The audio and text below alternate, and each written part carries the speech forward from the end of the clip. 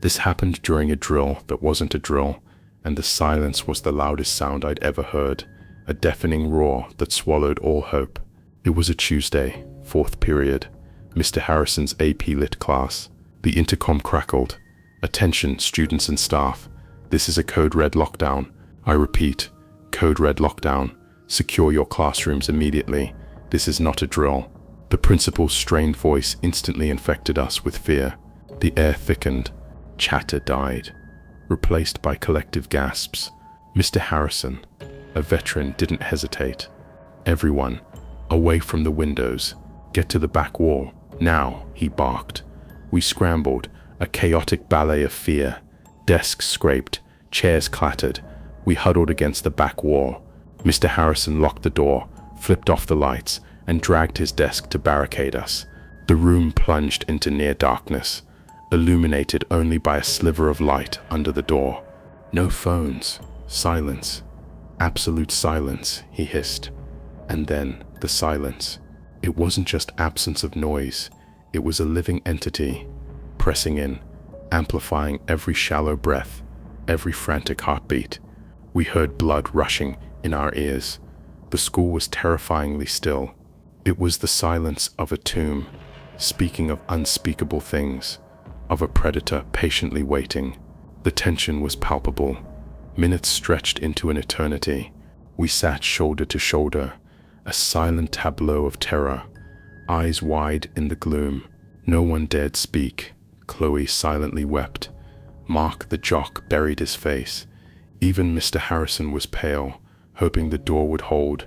Then we heard it, a distant thud, not loud but distinct, resonating through the floor, from far down the hallway, followed by another and another, a slow, deliberate thump, thump, like something heavy being dragged, or walking with an unnatural, chillingly patient gait.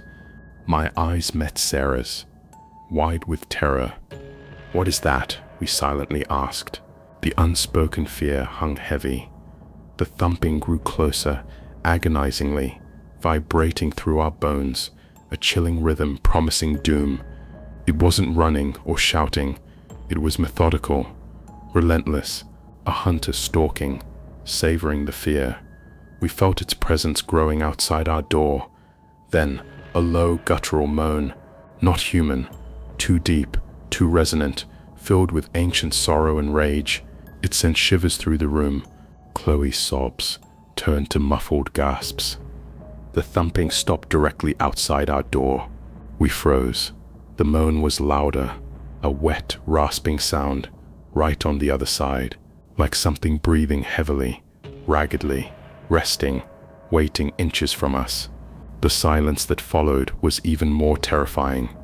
Then, a soft scrape, like fingernails dragging across the rough wood. Not frantic, but slow, deliberate scrape, scrape, scrape. It was methodical, chillingly so, exploring the door, learning its vulnerabilities, almost playful, a cruel taunt. Mr. Harrison, ghostly white, raised a trembling hand, signaling us to be even quieter. The scraping stopped. Then, a new sound that made my blood run cold, a soft, almost imperceptible click, like the handle turning. But it couldn't. Mr. Harrison had locked and barricaded it. Yet the sound was undeniably there, a chilling testament to its power. Then, a whisper, right outside the door. A voice both familiar and alien, thin, reedy, like air escaping a punctured lung, clawing into our minds. It was calling a name, Liam, a direct assault on our sanity. Liam sat across from me, ashen, eyes wide and unseeing. His terror mirrored mine. He looked utterly helpless. The voice whispered again, closer, seeping through the cracks. "Liam, why aren't you coming out to play? We're waiting for you. It's not fun without you. Come join us. We have so much to show you." Forever. It was a child's voice, a girl's, but distorted, stretched. It knew Liam, knew his name. The intimacy was horrifying. Liam trembled violently, clutching his knees, eyes darting frantically, searching for escape.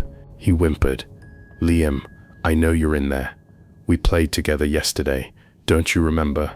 We had so much fun. We can play again, forever. Just like old times, but better, much better.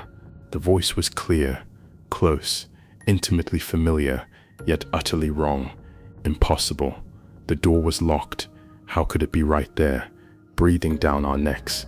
The impossibility amplified the terror.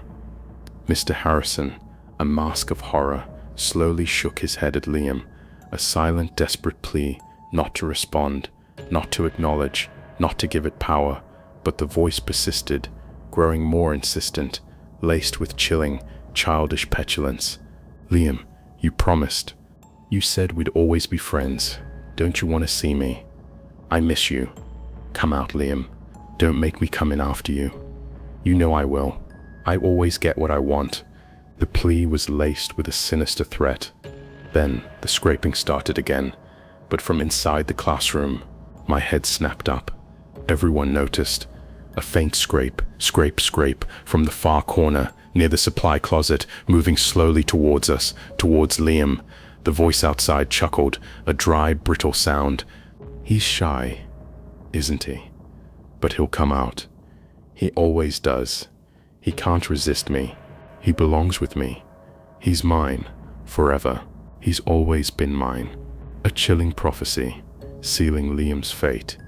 Then, a faint, almost transparent figure shimmered into existence in the corner, coalescing from shadows, small, 7 or 8, in a faded school uniform. Its skin translucent, ghostly, eyes wide, black, devoid of pupils, twin abysses. It was smiling, a wide, unnatural grin, too many teeth, promising malice, a nightmare made real. It began to glide, not walk, towards Liam, movements fluid, silent, feet never touching the floor. As it moved, the air grew colder, bone-chilling. I could almost see my breath. The scent of damp earth and sickly sweet, decaying flowers filled the air. Liam let out a strangled cry, pure terror. He scrambled, but there was nowhere to go. The ghostly figure reached him, translucent hand extending, fingers long and skeletal, reaching for his face. "Come play, Liam," it whispered, voice clear, filled with ancient predatory hunger. Mr. Harrison, with a roar of desperation, lunged, grabbing a fire extinguisher and spraying it wildly. Foam hissed, momentarily obscuring the figure, a last, futile defense. In that brief, chaotic moment, the principal's voice crackled over the intercom, filled with relief. "All clear. Repeat. All clear. Lockdown is over. You may resume normal activities." Lights flickered back on, the spell broken, cold dissipated. The ghostly figure vanished, leaving only lingering decay. Liam huddled, sobbing, body shaking, eyes haunted. Mr. Harrison stood panting, extinguisher clutched, a silent witness. No one spoke about what we'd seen. The administration called it a false alarm, but we knew. We had seen it. And Liam never came back. His parents said he was transferring, but I knew he hadn't transferred. He had been taken, and sometimes in deserted hallways after school, I still hear it, a faint childish whisper echoing in the silence. "Liam, where are you? We're still waiting. The game isn't over. We want to play with you, forever. Come back to school." A chilling reminder that some games never truly end, and some classmates never truly leave.